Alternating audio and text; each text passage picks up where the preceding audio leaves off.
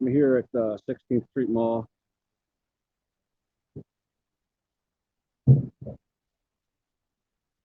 Outside Tuscany Coffee. Um, this was just taken care of. There was a human dump, a poop, feces here all day, and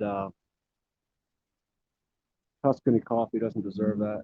Um, but it got me thinking. I'm going to head over to the courthouse because every crow inside 100 miles comes here to roost at night at the courthouse, and they just crap with abandon, which is fine. That's part of life. But the problem with the human doo-doo is that the city gives the human beings, its constituents, nowhere to use the restroom. Now, the pandemic may have changed that, but it's been a long-standing policy of Denver not to have public restrooms um, because the poor are unwanted and the unhoused are unwanted. I noticed that the Denver Downtown Partnership is putting together something for 16th and Champa, which looked great. And then you realize, well, it's a year away or something like that, or in the spring. But it's been absent all this time. And it's another aspect where there really is no conflict between business and retail business and humanity. But the city has that backwards. Um, they think, apparently, that not providing service is the right thing to do for business, and not providing service to the poor and the unhoused in particular. Um, and no, it's not about drugs. I mean, I won't do it, but I could show you an open air drug market 4 blocks from here that runs 24/7. People blatantly dealing drugs right out in the open. So the city can't say that, it's about addicts and drug use. But in any event, the societal problems that lead to those things are one level deeper a priori. They're before they are. This drug use is a symptom, it's not a cause. And 25% of Denver's unhoused are veterans in any event. Maybe they had PTSD and got sideways with their wife or husband. And now they're on the street with the addiction problem. It's very common. And, these are people who deserve better. It's turning into a walkabout around Denver, but it's a very nice neighborhood, and people down here really work their butts off, and it is safe. Don't let Fox News tell you out there in the suburbs that you're in danger to come down here. They're just trying to sell Crestor and My Pillow and all that untoward shit to you, with the false narrative that the inner cities are burning and falling apart. This summer, you may have seen a sign and some chanting. 99.9% of the time, that's it. You will see mentally disabled people everywhere. Here again, they just refuse to help these people, and as a consequence, both humanity and retail business down here suffers. Well, another thing they have backwards, and one has to wonder, there are people braver than myself and smarter than myself who've been at city council mentioning these things week after week, year after year, month after month, that if you were to take care of humanity, all of a sudden you don't have an encampment in front of a business. And no one thinks that camping in a city, either on public or private property, is a good idea. Here's the appellate court. I'd love to say I had fun in there, but 0 for 1 so far, but I was right. So walking down towards the garage courthouse, the federal district court. If you're from out of town, that's where they tried Timothy McVeigh Maybe that was 10 years ago now. I'm not sure. The Oklahoma City bombing. Here again, the hate and the violence is not coming from the left. I can promise you that. The hate and the violence is coming from neoliberals in the city government and fascists who really do feel hate. I mean, if you want to see hate and you want to be in danger, like I did going to those Trump rallies, they had a list before January 6th to be quote unquote ready to go on Trump's word. And sure enough, they got Trump's word. And many of them ended up in the Capitol.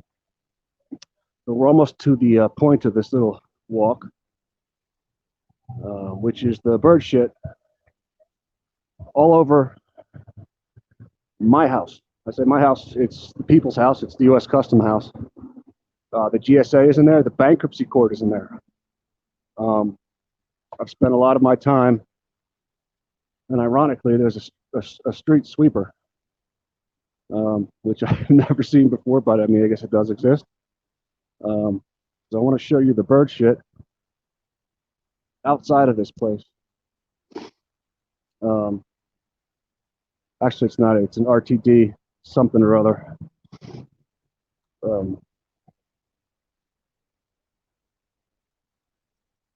But the crows, there they are. I don't know if you can see them, but came here to count crows. 1 for sorrow, 2 for joy, 3 for girls, and 4 for boys. 5 for silver, 6 for gold. 7 for a secret never to be told. But it's kind of sad and ironic that the bankruptcy court, the U.S. Custom House during the pandemic, is a rookery for every crow in Colorado, and then they just shit everywhere. This shit has been here all year. Can you see it? The white shit, the white bird shit, all around this building because they nest on the building and in these trees for some reason. But I was struck today while jogging through this disease-ridden pile of bird shit that's been here for a year. The difference between what goes on in here in the bankruptcy court, and I've made a career out of, which is always competent, efficient, kind, things get done, and the city of Denver, which would be this sidewalk full of shit. And lately, the sidewalks, it's not just bird shit, folks. These people have nowhere to go, both physically and with their digestive tracts. They have nowhere to go. Birds are auspicious in Native American. Crows are auspicious. Good luck. And of course, you know the bird shit is good luck. This bankruptcy court will be back, but sooner rather than later. But you know, there's something to be said about bird shit everywhere, and the fine government employees who do work hard and are kind and efficient, having to walk through this every day. The problem is the city. I'm not sure I've encountered a degree of incompetence, rudeness, virtue signaling anywhere else in my life. The sidewalks, basically, there's more shit than there is not shit in this particular area. So that's all I want to say. I was struck today jogging between the disconnect between the excellence and government that goes on inside here, the judicial branch, and otherwise, there's the GSAs in there and some the old post office, but they do well. And I was struck between that and the bird shit everywhere. That's on this sidewalk when no one cares and the city is completely incompetent. Hi. So I thought I'd come out and say that. Hope everyone's well. Keep your cheeks tight. We don't know what's going on with these mutations in this virus. In 1918, by the way, about a year later, about now, relatively speaking, is when the real shit hit the fan. It was here and it was bad. But in the spring of 1918, I think it was, a year later, came back and it really started killing people. That will happen with the virus. It's not God. It's not Trump. It's not anti-Trump. It's science.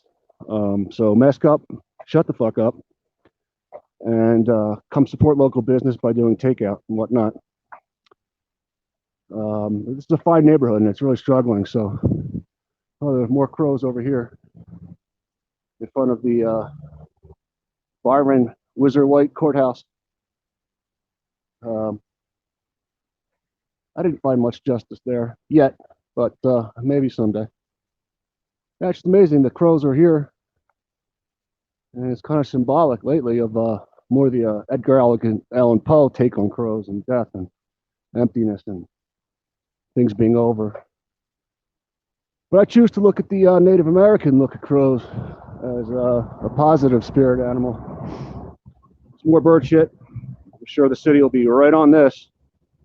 Probably 2024, they'll get a contract going, give it to someone's cousin, and they'll fuck it up. Anyway, I'm not bitter. I'm right.